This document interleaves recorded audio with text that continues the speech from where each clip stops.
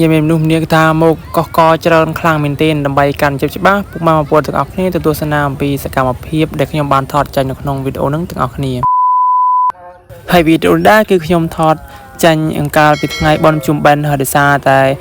វីដេអូហ្នឹងគឺថាវែងពេកអញ្ចឹងហើយខ្ញុំកាត់តែមកល្មមដើម្បីឲ្យបងប្អូនជំនាញទស្សនាហ្នឹងគឺថាស្ទាំភ្នែកអញ្ចឹងណាតោះក្រឡេកមកមើលពីសកម្មភាពដែលពុទ្ធបរិស័ទចំណុះជើងវត្តច័ន្ទសាយស្ថារាមសរសៃពងដោយគាត់បានអញ្ជើញមកនៅក្នុងពិធីបុណ្យជុំបិណ្ឌដែលជាថ្ងៃបញ្ចប់នៃបិណ្ឌធំផងដែរគឺថាជំនាញថាច្រើនកកខ្លាំងមែនទែនមើលតែពួកគាត់មកអ្នកខ្លះមានតាំងពីអង្គុយដើម្បីត្រៀមចាំប្រគេនចង្ហាន់ព្រះសង្ឃហើយអ្នកខ្លះទៀតក៏គាត់បានធ្វើការប្រគេនចង្ហាន់ព្រះសង្ឃបន្ទាប់ពីធ្វើការប្រគេនចង្ហាន់ទៅដល់ព្រះសង្ឃរួចគឺធ្វើការយកបាយសម្លដែលប្រគេនព្រះសង្ឃមុននេះគឺយកមកអោយយាដែលគាត់ចាំចាប់ដើម្បី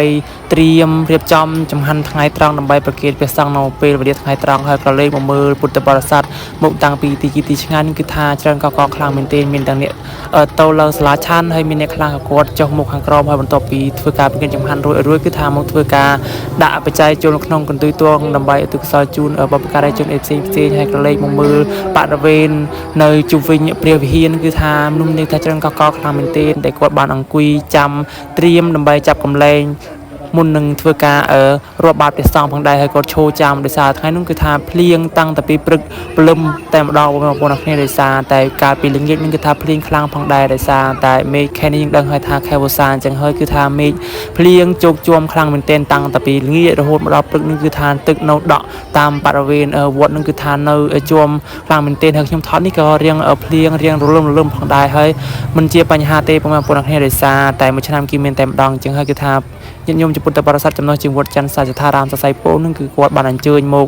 ច្រើនកកខ្លាំងមែនទែនមកតាំងពីទីឆ្ងាយអញ្ចឹងណាដោយសារតែមួយឆ្នាំយើងមានតែម្ដងដើម្បីជួបជុំគ្រួសារក៏ដូចជាមកធ្វើបុណ្យជុំគ្នាដើម្បី